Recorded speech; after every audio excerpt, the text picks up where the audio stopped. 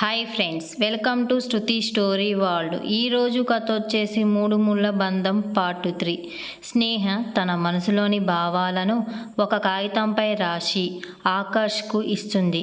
2 రోజుల్లో నా తండ్రి నన్ను తీసుకుపోవడానికి వస్తున్నారని ఆ అమ్మాయి అతనికి చెబుతుంది. అతను స్నేహాన్ని అవమానించకూడదు, లేకపోతే ఆమె తండ్రి బాధపడతారు. అర్బన్ స్నేహతో పాటు పార్టీకి రమ్మని అడుగుతాడు. స్నేహ సంతోషంగా అంగీకరిస్తుంది. స్నేహ పట్ల ప్రవర్తించిన తీరు ఆకాష్ బాధపడతాడు. కానీ ఇప్పుడు అర్బన్, స్నేహ కలిసి అతనికి చాలా కోపం వస్తుంది. సాయంత్రం అతను తనకి ఇష్టమైన కాఫీని ఎలా తయారు చేయాలో స్నేహకి నేర్పిస్తుండగా అర్బన్ స్నేహ చేయి పట్టుకొని తనతో పాటు తీసుకెళ్తాడు. స్నేహ అర్బన్ కార్ ఎక్కుతాడు. స్నేహ సీట్ బెల్ట్ పెట్టుకోగా అని చెప్పగా స్నేహకి సీట్ బెల్ట్ ఎక్కడ ఉంటుందో తెలీదు. ఆమె చుట్టూ వెతకడం మొదలుపెట్టింది. ఆగు స్నేహ, నేను సీట్ బెల్ట్ వేస్తాను అని చెప్పి అర్బన్ స్నేహ కూర్చున్న వైపు వంగాడు. బాల్కనీ నుండి ఈ దృశ్యం స్పష్టంగా కనిపించింది. అర్బన్ స్నేహ అతని ముఖానికి చాలా దగ్గరగా ఉంది. ఆకాష్ తన పక్కన ఉన్న బల్లాపై ఉన్న కప్పును తీసుకుపోయాడు. అతని కళ్ళు స్నేహ అర్బన్ వెంటనే నిలిచి ఉన్నాయి. అతని చేయి ఆ కప్పుకు తగిలింది. వేడి కాఫీ అతని అరిచేతిలో ఒలిగిపోయింది. ఒక్క క్షణం పాటు ఆ మంటతో అతను కృంగిపోయాడు. అది కాఫీ వలన లేక తన కళ్ళు ముందున్న దృశ్యం వలన అతను చెప్పలేకపోయాడు. ఇంతలో స్నేహ కారులో కూర్చొని నగరంలోని ఎత్తైన భవనాలను ఆనందంగా చూస్తుంది. ఆమె చాలా అందంగా ఉంది. ఆమె తన ముఖాన్ని సగం తెరిచి ఉన్న కిటికీ ఆనిచ్చి ఉంది. ఆమె పొడవాటి వదులుగా ఉన్న జుట్టు గాలిలో ఎగురుతూ ఆమె సున్నితమైన గులాబీ పెదవులకు ఇబ్బంది కలిగిస్తుంది. అందులో కొంత జుట్టు ఆమె పెదవులకు అతుక్కుపోయింది. అది ఆమె లిప్స్టిక్ కూడా అతుక్కుంటుంది. ఆమె సంతోషంగా ఉండటం చూసి అర్బన్కు చాలా సంతోషంగా అనిపించింది. నేను మీ స్నేహితులను కలిసినప్పుడు వారికి చెప్పే మొదటి విషయం చెప్పాలి అని స్నేహ అడుగుతుంది. వెంటనే అర్బన్, మీరు ఎవరైనా కలిసినప్పుడు హలో అని ఇలా చెప్పు అని అర్బన్ చెప్పాడు. స్నేహ మళ్ళీ సంతోషంగా ఉంది. ఆమె ఇంతకుముందు పలకరించడానికి కొంచెం సంకోచించేది.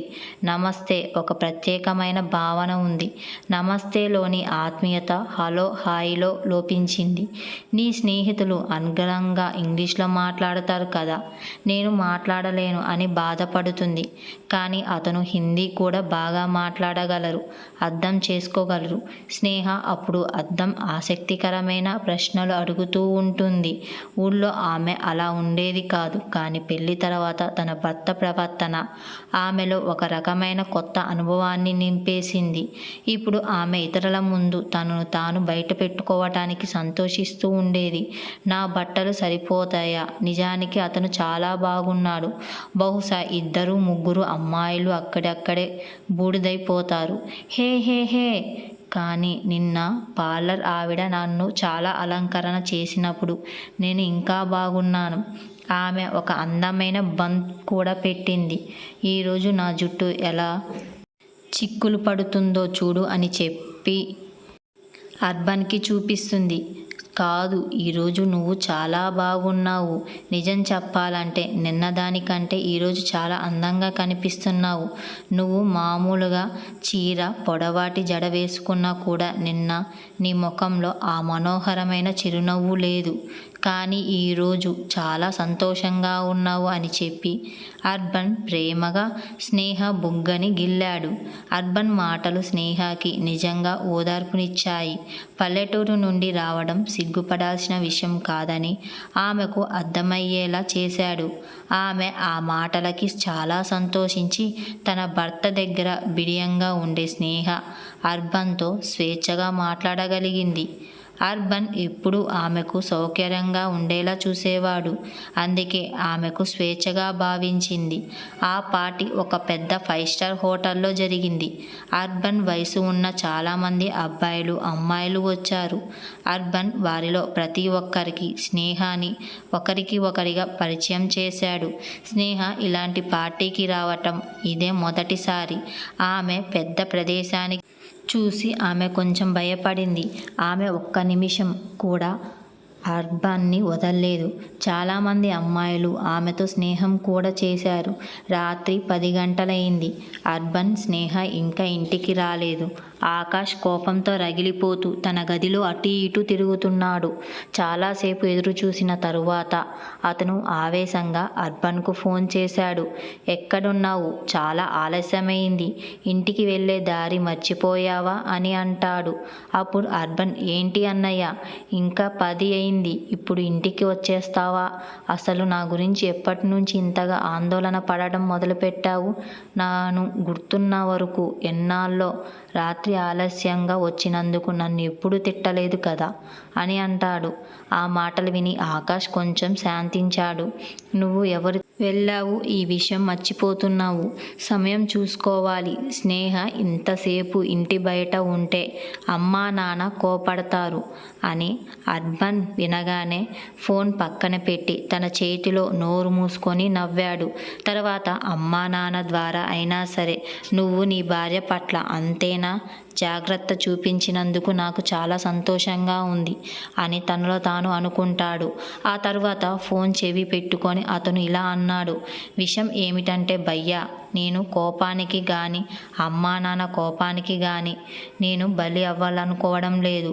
అరగంట క్రితమే మీ ఆవిడను క్షేమంగా ఒక్క ముక్క కూడా విరగకుండా ఇంటికి తీసుకువచ్చాను. ఆమె కింద హాల్లో అమ్మా నాన్నలతో మాట్లాడుతుంది. నేను నా గదిలో ఉన్నాను అని చెబుతాడు. మీరు స్నేహాన్ని అలా చూసుకోవడం చాలా సంతోషంగా ఉంది. ఎక్కువ మాట్లాడకు, మామూలుగానే అడిగాను అని ఆకాష్ కోపంగా ఫోన్ పెట్టేశాడు. తన దొంగతనం పట్టుబడినట్లు ఆకాష్కు అనిపించింది. అతను గదిలో నుంచి బయటికి వచ్చి కింద హాల్లోకి తొంగి చూశాడు. స్నేహ కింద రక్షిత్ శోభలతో కూర్చొని కబుర్లు చెబుతుంది. అతను తన జుట్టును వేలాడుతో సవరించుకొని లోపలికి నడిచాడు. కింద హాల్లో రక్షిత్, శోభ, నీలం పెళ్లి ఏర్పాట్ల గురించి స్నేహతో మాట్లాడుతున్నారు. స్నేహ, నువ్వు వెళ్ళిపోతే ఇక్కడ సరిగ్గా అనిపించదు, త్వరగా తిరిగిరా అని చెప్పి స్నేహ తల నిమురుతూ అంటుంది. అమ్మా, నేను త్వరలోనే వస్తాను. నేను కూడా అందరినీ మిస్ అవుతున్నాను. మీరిద్దరు పెళ్ళికి వస్తారు కదా? అవును బంగారం, ఇక్కడ చాలా పని ఉంది కదా, కానీ పెళ్లి రోజున మేము తప్పకుండా వస్తాము అని రక్షిత్ నవ్వుతూ చెప్పగా స్నేహ చాలా సంతోషపడింది. అమ్మా, నేను నీతో ఒక విషయం గురించి మాట్లాడాలనుకుంటున్నాను అని స్నేహ కొద్దిగా తడబడుతూ అంటుంది. అవునా, చెప్పు, ఏమైంది అని శోభ నవ్వుతూ అడుగుతుంది. అమ్మా, నిజానికి మనం నీలం కోసం కొన్ని సామాన్లు కొనాలి. అమ్మ నాతో చెప్పింది. ఇక్కడ మంచివి దొరుకుతాయని చెప్పింది. ఇంకా పెళ్ళికి కావాల్సిన సామాన్లు చాలా ఉన్నాయి. వాటిని తీసుకోవటానికి తను ఇక్కడికి రాలేకపోతుంది. అవునా, సరే, అయితే నేను ఆకాష్కు మరియు అర్బన్కి చెప్తాను. అతను నీకు కావాల్సిన అన్నీ తెస్తాడు. నువ్వు ఇంకా నీ కోసం బట్టలు కూడా కొనలేదు కదా? లేదమ్మా, ఇది బట్టల గురించి కాదు, నేను కొన్ని నిత్యావసర వస్తువులు కొనాల్సి వచ్చింది అని చెబుతుంది. సరే మరి, అలానే కొందాం అని శోభ అంటుంది. మనం తల్లిదండ్రులం లాంటి వాళ్ళం కదా? లేదమ్మా, అది అస్సలు అలా కాదు. పాదపూజ కోసం భోజనం సమయంలో నీలం భర్తకి ఇవ్వడం కోసం నేను కొన్ని బంగారు వస్తువులు కొనవలసి వచ్చింది, అంతే సంగతి. రక్షిత్ నవ్వుతూ, ఈ విషయం చెప్పడానికి ఇంత సమయం తీసుకున్నావా? రేపు నీకు ఏది కొనాలనిపిస్తే అది నీ ఇష్ట ప్రకారం కొనుక్కో. అలాగే నీలం కోసం మన దగ్గర ఏదైనా కొను అన్నాడు. తన అత్తామామల ఆప్యాయతను, స్నేహపూర్వకంగా ప్రవర్తన చూసి స్నేహ ఎంతో సంతోషించింది. నిజానికి రక్షిత్, శోభ తన పక్కన ఉండటంతో ఆమెకు తన తల్లిదండ్రులు అస్సలు గుర్తుకు రావడం లేదు. అత్తామామలతో కాసేపు మాట్లాడిన తరువాత స్నేహ తన గదికి తిరిగి వచ్చింది. ఆకాష్ అలిగిన ముఖంలో కూర్చొని ఉన్నాడు. ఆకాష్ తన రోజు గురించి ఏమీ అడగడని పూర్తిగా తెలిసి స్నేహ నిశ్శబ్దంగా బట్టలు మార్చుకోవడానికి వెళ్ళింది. రాత్రి స్నేహ భోజనం బల్ల వద్ద అందరికీ అన్నం వడ్డిస్తుంది. శోభ తింటూ ఆకాష్ వైపు చూసింది. స్నేహ ఆకాష్తో ఏమైనా చెప్పడం ఆమెకు భయం. అందుకే ఆమె అర్బన్ వైపు తిరిగి ఇలా అంటుంది. అర్బన్, స్నేహ గారి చెల్లెల పెళ్ళి వచ్చే వారం. తల్లి మాటలు ఆకాష్ కూడా పరిధ్యాయంలో పడ్డాయి. అవునా అమ్మా, మరి అయితే రేపు నేను మీ నాన్నగారు ఢిల్లీ వెళ్ళాలి. 2-3 రోజుల్లో తిరిగి వచ్చేస్తాం కాబట్టి పెళ్ళి కోసం స్నేహకి ఏమి కొనాల్సి ఉన్నా అవి రేపు మీరు కొనండి. ఒకవేళ వాళ్ళ చెల్లెలకి కూడా ఏమైనా కొనాల్సి వస్తే ఆమెకు నచ్చినవి కొనండి. ఎలాగో ఆమె నా కోడలు కదా, ఆమెకు ఏ లోటు రాకూడదు. ఆకాష్ చెంచా అతని నోటి దగ్గరికి వెళ్ళి అక్కడే ఆగిపోయింది. ఎందుకు కాదమ్మా, నీకు క్రెడిట్ కార్డ్ ఇవ్వు. ఇప్పుడు నేను స్నేహ కోసం మొత్తం కొనిస్తానని చెబుతూ అతని స్నేహ వైపు కన్నుగొట్టాడు. అది ఆకాష్ తప్ప మరెవరికి కనిపించలేదు. స్నేహ అతని వైపు చూసి నవ్వింది. ఆ ఆలోచనలో బాణంలో ఆకాష్ గుండెను చించింది. భోజనం వడ్డిస్తున్నప్పుడు స్నేహ చూపు అప్పుడే కాలిపోయిన గాయం ఉన్న ఆకాష్ చేతిపై పడింది. అతని అందరి ముందు ఏం మాట్లాడలేదు.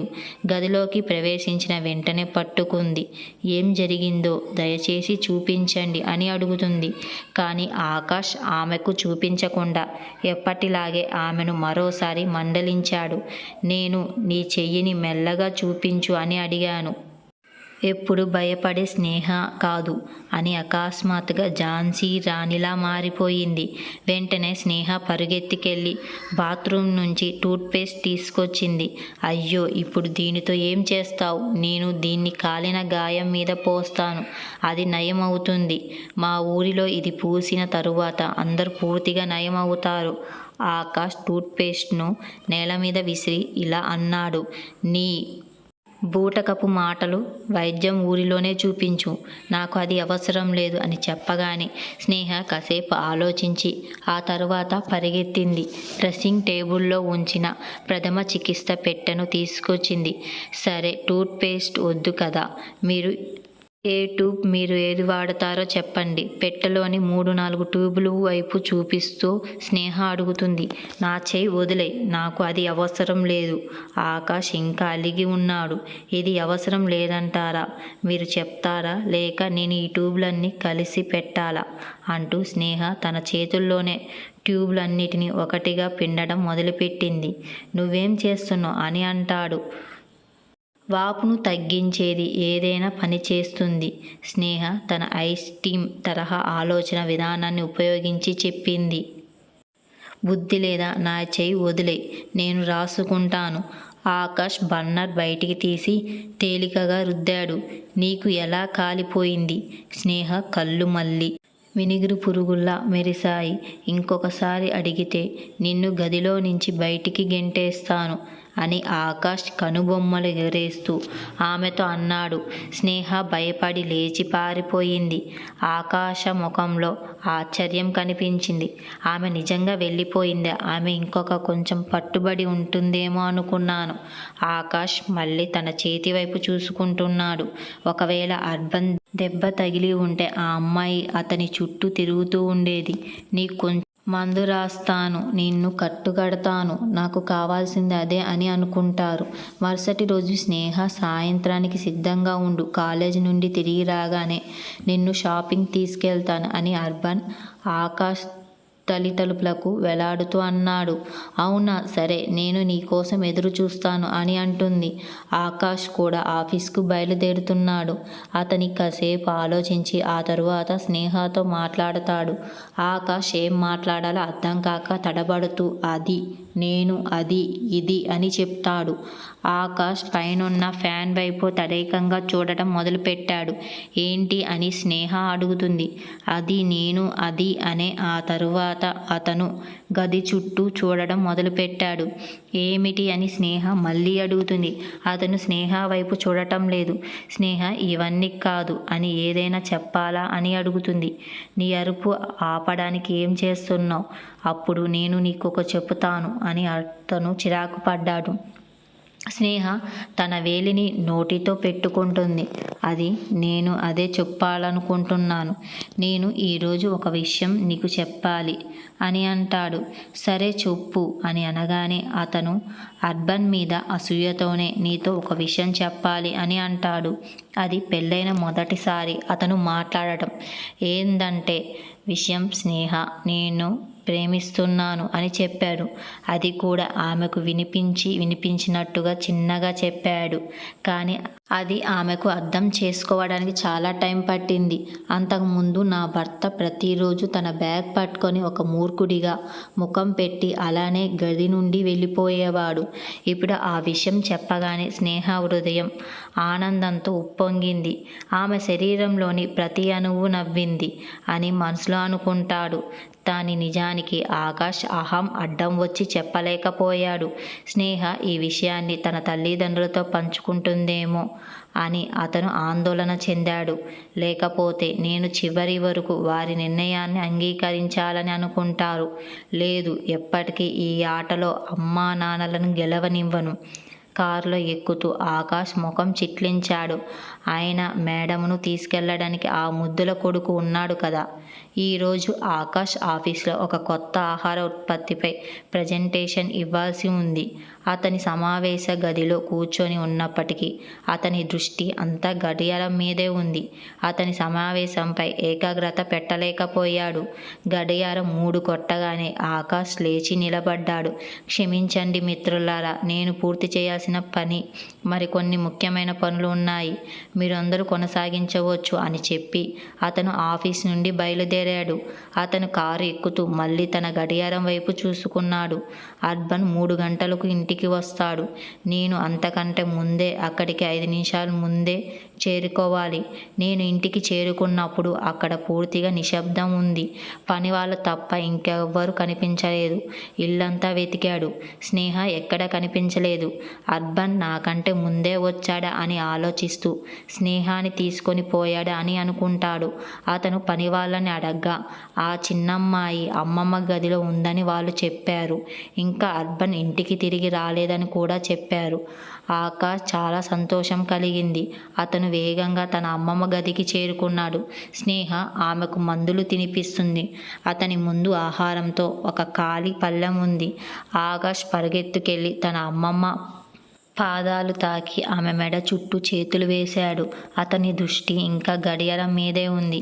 అతను స్నేహతో అన్నాడు, హే, నువ్వు త్వరగా సిద్ధమవ్వు, నాకు ఎక్కువ సమయం లేదు. స్నేహ దగ్గరికి రాగానే అతనికి అంతకంటే చిరాకు వచ్చిందేమో అని నాకు తెలియదు. సిద్ధమై ఎందుకు? నాకు ఎక్కడికి వెళ్ళాలి? మీరు వెళ్ళి షాపింగ్ ఏం చేయాలనుకోవడం లేదా? అర్బన్ వస్తేనే నేను వెళ్తాను కదా అని చెబుతుంది. నిశ్శబ్దంగా లేచి బట్టలు మార్చుకోండి. అమ్మమ్మ కూడా మాట్లాడింది. నువ్వు ఎందుకు వెళ్ళవు? చీకువ అంత ప్రేమగా చెప్తుండు కదా. అంత ప్రేమ స్నేహం మెల్లగా లేచి బట్టలు మార్చుకోవడానికి తన గదికి వెళ్ళింది. లోపలికి వెళ్ళాక ఆమె తలుపు మూసుకుంది. అయ్యో, నేను ఈ హృదయం లేని మనిషితో వెళ్ళాలా? అప్పుడు దారి పొడవునా నోరు మూసుకొని ఉండాలి. దానికి తోడు నేను సరైన వస్తువులు కూడా కొనలేను. నాకు ఇది వద్దు అని అడుగుతుంది. కానీ అర్బన్కి చెప్పి ఉండొచ్చు. అతని ముందు నేను నోరు తెరవలేను. ఇప్పుడు నేనేం చెయ్యాలి? ఓ దేవుడా, దయచేసి అర్బన్ని ఇంటికి పంపించు అని ప్రార్థిస్తుంది. అయిష్టంగానే బట్టలు మార్చుకొని బయటకు వచ్చింది. ఆమె ఆనందానికి హద్దులు లేవు. అర్బన్ కాలేజీ నుండి ఇంటికి వచ్చాడు. స్నేహ, నువ్వు అప్పుడే సిద్ధం అయ్యావు కదా. మంచి అమ్మాయి, కాసేపు ఆగు, నాకు ఆకలి తీర్చుకుంటాను. నాకు చాలా ఆకలిగా ఉంది. తర్వాత మనిద్దరం షాపింగ్కి వెళ్దాం అని ఆ మాటలు అనగానే స్నేహ ఆనందంతో గంతులు వేసింది. వావ్ దేవుడా, వావ్ అని నా ప్రార్థనలు విన్నావు. వెంటనే అర్బన్ భోజనం వడ్డించి మొదలుపెట్టింది. సరిగ్గా అప్పుడే ఆకాష్ కూడా హాల్లోకి ప్రవేశించాడు. ఓ, అంటే యువరాజు కాలేజీ నుండి ఇంటికి చొరబడ్డాడు అన్నమాట. ఆకాష్ అతని వైపు చూడకుండానే ఎగతాళిగా అన్నాడు. నేను పూర్తి చేశాను అన్నయ్య. ఈరోజు ఇంతకంటే త్వరగా వచ్చావు. నాకు కొంచెం పని ఉంది. తర్వాత స్నేహ వైపు తిరిగి తను రా కార్కి వెళ్దాం అని అంటాడు. స్నేహ చెంచా వదిలి బయటికి వెళ్ళి సాగింది. ఓయ్ ఓయ్ ఎక్కడికి వెళ్తున్నావు? నేను షాపింగ్కి వెళ్ళాలి అనుకోవడం లేదు. స్నేహ ఏం మాట్లాడకుండా తలను బలంగా ఊపడం మొదలుపెట్టింది. ఆమె నాతో వస్తుంది. ఆకాష్ మందిరమైన స్వరంతో హాల్ అంతా ప్రతిధ్వనించింది. ఆమె తన చెల్లి పెళ్ళికి షాపింగ్ చేయాలి. అందుకే నేను ముందుగా వచ్చాను. పర్వాలేదు, నువ్వు తిను, విశ్రాంతి తీసుకో. ఎలాగో కాలేజీలో చాలా కష్టపడి చదువుతున్నావు కదా. నేను ఆమె షాపింగ్కి తీసుకెళ్తాను. నేను అక్కడికి వెళ్ళాలి అన్నా. నా ప్రియమైన సోదర, నీ పని ఇంకా ముఖ్యమైనది అయ్యి ఉండాలి. ఆమెతో నువ్వు ఎక్కడికి వెళ్తావు? నువ్వు మీ దాని గురించి బాధపడాల్సిన అవసరం లేదు. షాపింగ్ అంతా నేను చేయిస్తాను. నువ్వు ఇలా చెయ్యగలవు అమ్మా. నా బాధ్యత అప్పగించి నిన్ను కూడా అక్కడే ఉన్నావు కదా. అప్పుడు ఎందుకు ఏం మానలేదు? ఆకాష్ కోపంతో పళ్ళు కొరుకుతాడు. అతను అర్బన్ ముఖం వైపు వేలు చూపిస్తూ, నేను వెళ్ళిపోతాను అని నీకు చెప్పాను కదా. నా నిర్ణయం చెప్పడానికి నువ్వెవరు అని అడుగుతాడు. నువ్వు ఒక్క పని చెయ్యి. స్నేహ ఎవరితో వెళ్తుందో అడుగు అని చెప్తాడు. కానీ పాపం స్నేహ భయంతో తలుపు దగ్గర నిలబడి వాళ్ళిద్దరు కొట్టుకోవడాన్ని చూస్తుంది. వాళ్ళిద్దరూ వెనక్కి తిరిగి ఆమె ముందు నిలబడ్డారు. స్నేహ చెప్పు, అన్నయ్యకు చెప్పు, నువ్వు నాతో వస్తావు అని స్నేహ వైపు కన్ను కొడుతూ అర్బన్ అన్నాడు. అవును, ఈ అర్బన్ కుర్రాడికి స్పష్టంగా చెప్పు, నువ్వు నాతో వస్తావని. ఆకాష్ కళ్ళల్లో నిప్పులు కురిశాయి. స్నేహకి రహస్యంగా పరిగెత్తి అర్బన్ వెనక దాచుకోవాలనిపించింది. కానీ అతనితో వెళ్ళక తప్పలేదు.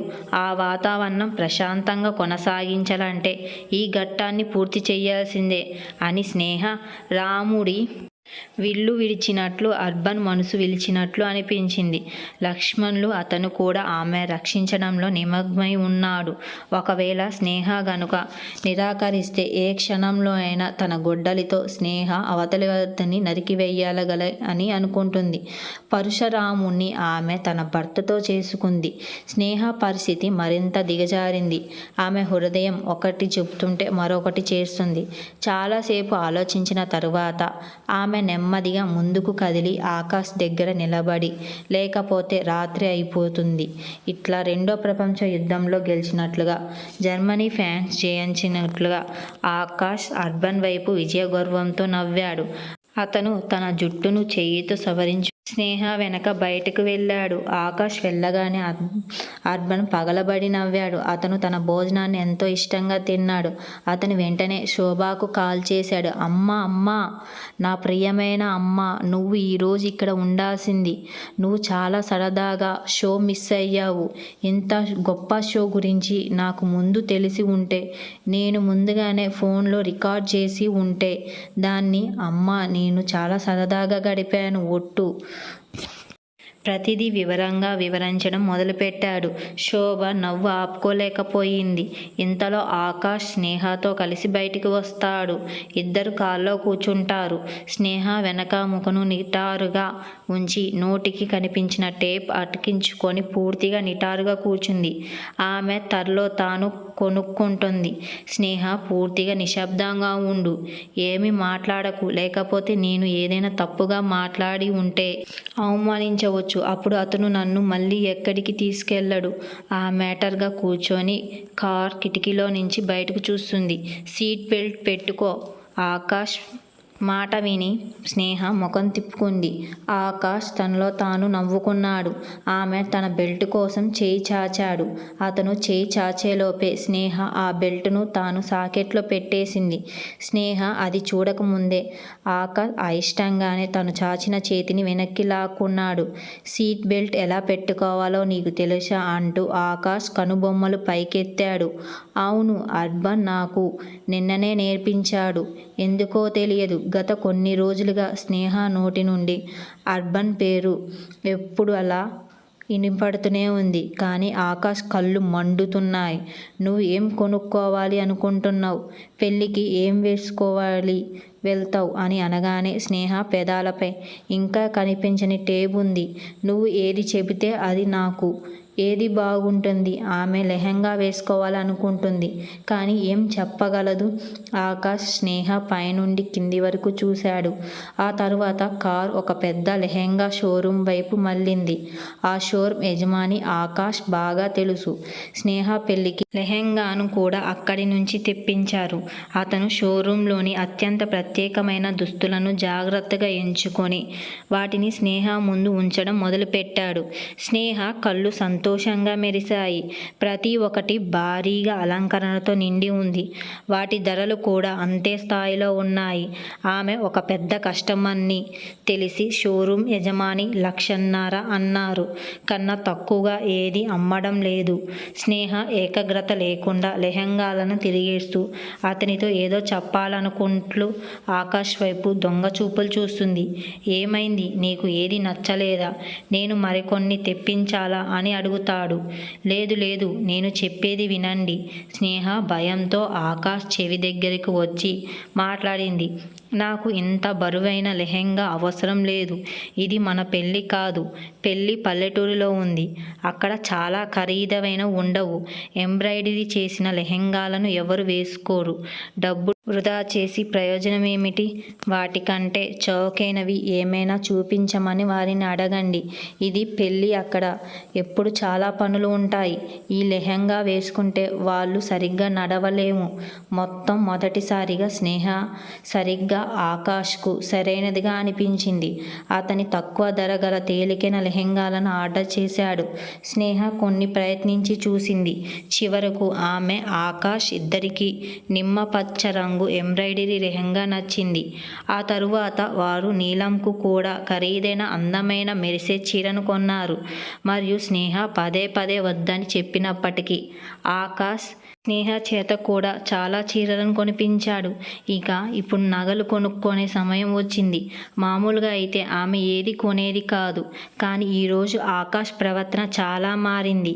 ఇది చూసి ఆమె చాలా సంతోషపడింది. నిజానికి ఆకాష్ స్నేహాన్ని తిట్టకుండా పూర్తిగా 24 గంటలు గడవపోతున్నాయి. వాళ్ళిద్దరూ నగల షాప్ కోసం చుట్టూ తిరుగుతున్నారు. మీరు ఏం చూడాలనుకుంటున్నారో వాళ్ళకి చెప్పండి అని ఆకాష్ ధైర్యంగా అడిగాడు. స్నేహ ఆకాష్ దగ్గరికి వచ్చి అతని చెవిలో గుసగుసలాడుతుంది. చెప్పు, మీ మామయ్య అత్తయ్య నీకు అల్పాహారంగా ఏమి ఇచ్చారు? గొలుసు, ఉంగరాలు 2 ఇచ్చారా? లేక కేవలం ఉంగరం మాత్రమేనా? ఆకాష్కి ఏమీ అర్థం కాలేదు. తన పెళ్లిలోని ఒక ఆచారం కూడా అతనికి గుర్తులేదు. పెళ్లిలో అతను ఒక యంత్రంలా తన తల్లిదండ్రులు చెప్పిన విధంగా చేశారు.